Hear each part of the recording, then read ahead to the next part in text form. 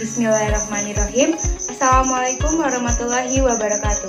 Halo semua, perkenalkan nama saya Syakila Beth Fahananda Fatiha, nomor absen 25, kelas 12 IPS 1 SMA Negeri 1 Waringin Purun. Hari ini saya akan menjelaskan materi tentang peran hakim sebagai pelaksana kekuasaan kehakiman. Di Indonesia, perwujudan kekuasaan kehakiman diatur sepenuhnya dalam Undang-Undang Republik Indonesia Nomor 48 Tahun 2009 tentang Kekuasaan Kehakiman, yang merupakan penyempurnaan dari Undang-Undang Republik Indonesia Nomor 4 Tahun 2004 tentang Kekuasaan Kehakiman. Berdasarkan undang-undang tersebut, kekuasaan kehakiman di Indonesia dilakukan oleh Mahkamah Agung. Selanjutnya, siapa sih hakim? Hakim adalah pejabat peradilan negara yang diberi wewenang oleh undang-undang untuk mengadili.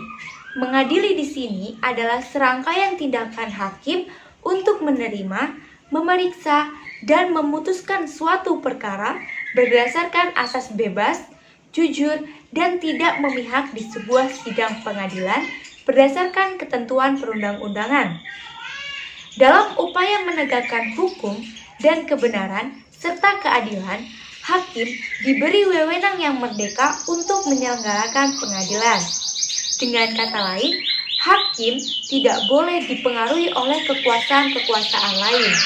Apabila hakim dipengaruhi oleh kekuasaan-kekuasaan lain, maka keputusan hakim tersebut cenderung akan tidak adil dan menyebabkan keresahan dalam masyarakat, serta wibawa hukum dan hakim akan pudar.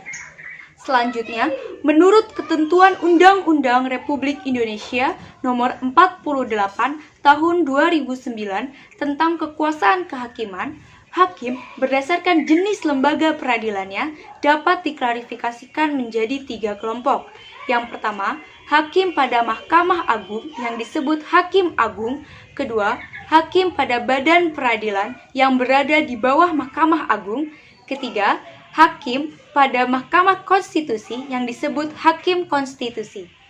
Setiap hakim melaksanakan proses peradilan yang dilaksanakan di sebuah tempat yang dinamakan pengadilan. Dengan demikian, terdapat perbedaan konsep antara peradilan dan pengadilan.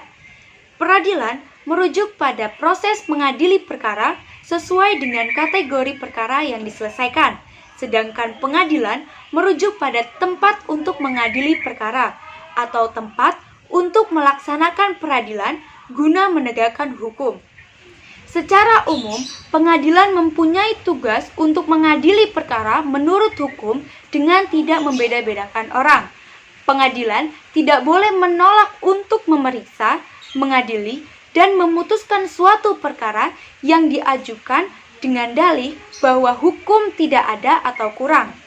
Pengadilan wajib untuk memeriksa dan mengadili suatu perkara peradilan yang masuk.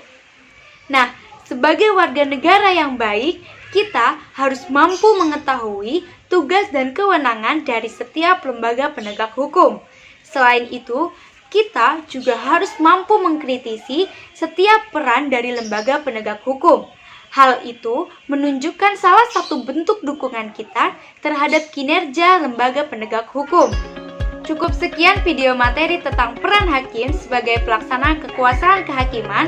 Terima kasih. Wassalamualaikum warahmatullahi wabarakatuh.